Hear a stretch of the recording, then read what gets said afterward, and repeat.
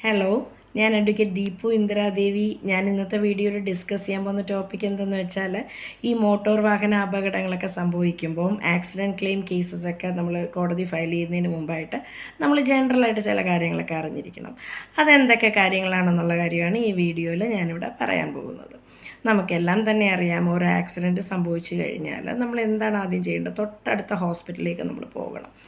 തൊട്ടടുത്ത government ഹോസ്പിറ്റലായാലും private ഹോസ്പിറ്റലായാലും പലർക്കും ഒരു ധാരണയുണ്ട്, ഗവൺമെൻറ് ഹോസ്പിറ്റലിൽ മാത്രമേ ആക്സിഡൻറ്റ് കേസൊക്കെ എടുക്കത്തുള്ളൂ, പ്രൈവറ്റ് ഹോസ്പിറ്റലുകാർ എടുക്കില്ല എന്നൊക്കെയുള്ളൊരു ധാരണയുണ്ട്. പ്രൈവറ്റ് ഹോസ്പിറ്റലുകാർ ചിലപ്പം എന്തെങ്കിലും ഒഴിവുകൾ പറഞ്ഞിട്ടോ മറ്റേ ലീഗൽ ഫോർമാലിറ്റീസിൻ്റെ കാര്യമൊക്കെ പറഞ്ഞിട്ട് എന്തെങ്കിലും ഒരു തടസ്സം പറയുന്നു, നമ്മളെ ഡിനേ ചെയ്യുന്നു അല്ലെങ്കിൽ ഡിലേ ആക്കുന്നു ട്രീറ്റ്മെൻറ്റ്.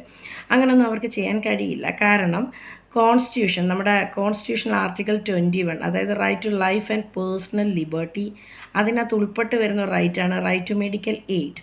അപ്പോൾ ഇത് നമുക്കുള്ളൊരു റൈറ്റാണ്. ഈ റൈറ്റ് ഡിനേ ചെയ്യാൻ പ്രൈവറ്റ് ഹോസ്പിറ്റലായാലും ഗവൺമെൻറ് ഹോസ്പിറ്റലായാലും അവർക്ക് യാതൊരു അധികാരമില്ലാത്ത കാര്യമാണ്. അപ്പോൾ അതുകൊണ്ട് നമ്മളപ്പോൾ ഹോസ്പിറ്റലിൽ ചെല്ലുന്ന സമയത്ത് വിശദമായിട്ട് എല്ലാ കാര്യങ്ങളും പറയണം. ഇൻ കേസ് ചെറിയ പരിക്കേ ഉള്ളെന്നുണ്ടെങ്കിൽ OP ടിക്കറ്റ് എടുക്കുമ്പോൾ പോലും നമ്മളത് ആക്സിഡൻറ്റ് മുഖാന്തരം ഉണ്ടായ പരിക്കാന്നുള്ളത് പറയണം. അല്ലാതെ ഒരു വലിയ ഇഞ്ചുറീസൊക്കെ ആണെങ്കിൽ ചിലപ്പോൾ ഇമ്മീഡിയറ്റ് ആയിട്ട് ഒരു സർജറിയോ കാര്യങ്ങളൊക്കെ വേണ്ടി വരും ലൈഫ് സേവ് ചെയ്യാനായിട്ട്. അപ്പോൾ അങ്ങനെ എന്ത് വന്നാലും ഈ ട്രീറ്റ്മെൻറ്റിൻ്റെ എല്ലാ റെക്കോർഡ്സും നമ്മൾ സൂക്ഷിച്ച് വെച്ചേക്കണം. എവറിത്തിങ്, അതിൻ്റെ സ്കാൻ റിപ്പോർട്ടോ എം ആർ ഐ സ്കാനോ അൾട്രാസൗണ്ടോ എക്സ്റേസ് ബ്ലഡ് ടെസ്റ്റ് എവറിത്തിങ്, ഒരു പേപ്പറും ബില്ലുകൾ ട്രീറ്റ്മെൻറ്റ് സർട്ടിഫിക്കറ്റ് എല്ലാം മെഡിക്കൽ റെക്കോർഡ്സ് എല്ലാം നമ്മൾ കേസ് കൊടുക്കുന്ന ആവശ്യത്തിലേക്കായിട്ട് സൂക്ഷിച്ച് തന്നെ വെച്ചേക്കണം. ഈ ഹോസ്പിറ്റലിൽ പോകുന്ന പോലെ തന്നെ ഇമ്പോർട്ടൻ്റ് ആയിട്ടുള്ളൊരു കാര്യമാണ് പോലീസിനെ വിവരം അറിയിക്കണം. പോലീസ് സ്റ്റേഷനിൽ നേരിട്ട് പോയി പറയാൻ സാധിക്കില്ലെങ്കിൽ മറ്റുള്ളവർക്കുണ്ടല്ലോ, ബന്ധുക്കൾക്കോ അല്ലെങ്കിൽ മറ്റു നാട്ടുകാരൊക്കെ ആയിരിക്കും ആക്സിഡൻറ്റ് പറ്റുമ്പോൾ നമ്മളെടുത്ത് ഹോസ്പിറ്റലിൽ കൊണ്ടുപോകുന്നത്. അപ്പോൾ അവർക്ക് ചെന്ന് പോലീസിൽ വിവരം അറിയിക്കാം. അല്ലെങ്കിൽ ഹെൽപ്പ് ലൈൻ നമ്പറുണ്ട് പോലീസിൻ്റെ ഹെൽപ്പ് ലൈൻ നമ്പറിൽ വിളിക്കാം. പോലീസിൽ ചെന്നിട്ട് പോലീസ് ഈ ആക്സിഡൻറ്റ് പറ്റിയ വ്യക്തിയുടെ ഇത് എടുക്കുമല്ലോ, സ്റ്റേറ്റ്മെൻറ്റ് എടുക്കും, മൊഴി എടുക്കും. അതാണ് ഫസ്റ്റ് ഇൻഫർമേഷൻ സ്റ്റേറ്റ്മെൻറ്റ്. അതിൻ്റെ അടിസ്ഥാനത്തിൽ FIR ഒക്കെ രജിസ്റ്റർ ചെയ്യും, ചാർജ് ഷീറ്റൊക്കെ അവർ തയ്യാറാക്കും, അവരവരുടെ പ്രൊസീഡിങ്സ് ഒക്കെ നോക്കും. അപ്പോൾ ഈ പോലീസ് റെക്കോർഡ്സ് എല്ലാം തന്നെ നമുക്ക് കേസ് കൊടുക്കുന്ന ആവശ്യത്തിൽ എല്ലാം നമുക്ക് വേണ്ട കാര്യങ്ങളാണ്. അതുപോലെ തന്നെ ഇടിച്ച വണ്ടിയുടെ AMVI റിപ്പോർട്ട് ഇത് നമുക്ക് ആവശ്യമുണ്ട്. ഇങ്ങനെയുള്ള ഈ മെഡിക്കൽ റെക്കോർഡ്സ് പ്ലസ് ഈ പറഞ്ഞ ഈ പോലീസ് സ്റ്റേഷൻ റെക്കോർഡ്സ് ഇതെല്ലാം നമുക്കൊരു MACT കേസ് എന്ന് പറഞ്ഞാൽ മോട്ടോർ ആക്സിഡൻറ്റ് ക്ലെയിംസ് ട്രിബ്യൂണൽ മുമ്പാകെ ഫയൽ ചെയ്യുന്ന കേസ്. ആക്സിഡൻറ്റ് സംഭവിച്ച 6 മാസത്തിനകത്താണ് നമ്മൾ ഇത്തരത്തിലൊരു കേസ് കോടതിയിൽ ഫയൽ ചെയ്യേണ്ടത്.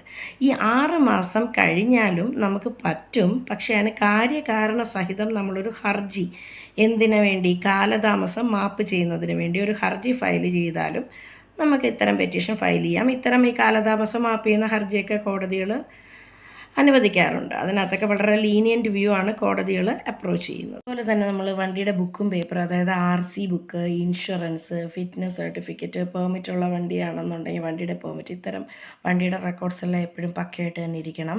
വണ്ടി ഓടിക്കുന്ന ആൾക്ക് ഡ്രൈവിംഗ് ലൈസൻസ് ഇല്ലെങ്കിലോ മദ്യപിച്ചിട്ടുണ്ടെങ്കിലോ മറ്റെന്തെങ്കിലും ലഹരി പദാർത്ഥങ്ങൾ ഉപയോഗിച്ചിട്ടുണ്ടെങ്കിലൊക്കെ റിസ്ക് ഉണ്ട്. അതിനകത്ത് MACT കേസ് വരുമ്പോൾ ഇൻഷുറൻസും ഇല്ല. ഈ ഇൻഷുറൻസ് ഒക്കെ ഇല്ലാത്ത കേസുകൾ എപ്പോഴും പ്രൈമറി ലയബിലിറ്റി ഓണറിനാണ് വരുന്നത്. ഇപ്പോൾ ഡ്രൈവറിന് ലൈസൻസ് ഇല്ല, ഡ്രൈവർ മദ്യപിച്ചുകൊണ്ട് ഓട്ടിച്ചു, അങ്ങനെയൊക്കെ വരുമ്പോൾ ഡ്രൈവറിനും അതിനകത്ത് ലയബിലിറ്റി വരുന്നുണ്ട്. അപ്പോൾ അതുകൊണ്ട് എല്ലാവരും ഇൻഷുറൻസിൻ്റെ റിന്യൂവൽ ഡേറ്റ് കഴിഞ്ഞാൽ അത് പ്രത്യേകം ശ്രദ്ധിക്കുക. ആ ഡേറ്റ് കഴിയുന്നതിന് മുമ്പ് തന്നെ പോളിസി റിന്യൂ ചെയ്ത് വെക്കണം. പോളിസി ഇല്ലെന്നുണ്ടെങ്കിൽ ഈ പ്രൈമറി ലയബിലിറ്റി വരും. അതിൻ്റെ ഭവിഷ്യത്തൊക്കെ വലിയ വലിയ അപകടങ്ങളോ ആളപായമൊക്കെ ഉണ്ടാവുകയാണെങ്കിൽ ഒരു വലിയ തുകയായിരിക്കും നമ്മൾ കോമ്പൻസേഷൻ കൊടുക്കേണ്ടി വരുന്നത്. അതുകൊണ്ട് എല്ലാവരും എപ്പോഴും ഇൻഷുറൻസോ RC ബുക്കൊക്കെ എപ്പോഴും വണ്ടിയുടെ ബുക്കും പേപ്പേഴ്സും എല്ലാം ഓക്കെ ആയിട്ട് കീപ്പ് ചെയ്യണം. അതുപോലെ MACT കേസിൽ ആദ്യത്തെ 3 എതിർകക്ഷികളുണ്ടാവും. ആദ്യത്തെ എതിർകക്ഷി എന്ന് പറയുന്നത് എപ്പോഴും ഓണറും, രണ്ടാമത്തെ ഡ്രൈവറും, മൂന്നാമത്തെ ഇൻഷുറൻസ് കമ്പനി, വണ്ടി ഇൻഷുർ ചെയ്തിരിക്കുന്ന കമ്പനി. അപ്പോൾ പല ആളുകളും ഇപ്പോഴും വിചാരിക്കും ഒരു ചെറിയൊരു ആക്സിഡൻറ്റ് ഉണ്ടായി, പക്ഷെ അയാളൊരു പാവമായിരുന്നു, അയാൾക്ക് വലിയ സാമ്പത്തിക സ്ഥിതിയൊന്നുമില്ല, ഞാനതുകൊണ്ട് കേസിനും വഴക്കിനും ഒന്നും പോകുന്നില്ല. പക്ഷേ ഇൻഷുറൻസ് ഉള്ള വണ്ടിയാണ്, ഇൻഷുറൻസ് കമ്പനിയാണ് ആ തുക കൊടുക്കുന്നത്. ആ വ്യക്തിയുടെ പോക്കറ്റിൽ നിന്ന് പോകുന്ന കാശല്ല. അതിപ്പോഴും പല ആളുകൾക്കുള്ളൊരു ഡൗട്ടാണ്. ഇൻഷുറൻസ് ഉള്ള വണ്ടിക്ക് ഇൻഷുറൻസ് കമ്പനിയാണ് അത് പ്രൊവൈഡ് ചെയ്യുന്നത്. അതുകൊണ്ട് അങ്ങനൊരു കാര്യമൊന്നും നമ്മൾ ചിന്തിച്ച് വിഷമിക്കേണ്ട കാര്യമേ ഇല്ല. ഇൻഷുറൻസ് ഇല്ലാതെ വരുമ്പോഴേ ഈ വണ്ടിയുടെ ഓണറിന് വരുന്നുള്ളൂ. അതുപോലെ ഇപ്പം പണ്ടത്തെ കാലം പോലെയല്ല, MSCT കേസൊക്കെ ഒരുപാട് സെറ്റിൽ ആവുന്നുണ്ട്. കോടതിയിൽ നിന്ന് പല കേസും ഈ അദാലത്ത് മീഡിയേഷൻ എന്നൊക്കെ പറഞ്ഞാൽ കേസിൻ്റെ സെറ്റിൽമെൻറ്റ്സ് ആണ് ഓരോ ഓരോ തരത്തിലുള്ളത്. അപ്പോൾ ആ കോടതി തന്നെ കേസ് സെറ്റിൽമെൻറ്റിന് വിടും. ഇൻഷുറൻസ് കമ്പനിയുടെ അഡ്വക്കേറ്റ്സും ഹർജി കക്ഷി പെറ്റീഷണറുടെ അഡ്വക്കേറ്റും എല്ലാവരോടും ഇരുന്ന് സംസാരിച്ച് നമ്മുടെ റെക്കോർഡൊക്കെ പരിശോധിക്കും. അതുപോലത്തിൽ നമ്മൾ കൊടുക്കുന്ന ബില്ലുകൾ, നമുക്കിപ്പോൾ ഡിസബിലിറ്റി ആക്സിഡൻറ്റ് സംഭവിച്ചു കഴിഞ്ഞാൽ ഡിസബിലിറ്റീസൊക്കെ ഉണ്ടാവും. വലിയ ആക്സിഡൻസ് ഒക്കെ ആണെന്നുണ്ടെങ്കിൽ ഡിസബിലിറ്റി എന്ന് പറഞ്ഞാൽ പാർഷ്യൽ ഡിസബിലിറ്റി വരും, ചിലർക്ക് ടോട്ടൽ ഡിസബിലിറ്റി വരും, ചിലർക്ക് പെർമനൻ്റ് ആയിട്ട് ഡിസബിലിറ്റി ആയിരിക്കും, ചിലർക്ക് ടെമ്പററി ആയിരിക്കും.